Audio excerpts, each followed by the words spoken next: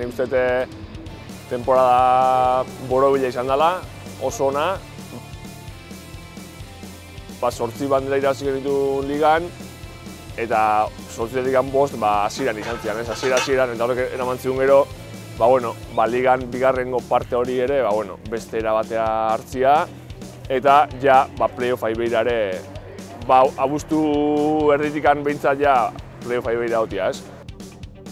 Mimo handiakin prepatu ginen, eta izan dana perfektu ez da egun, eta txartel hori lortu ginen, ez? Aurten goian euteko.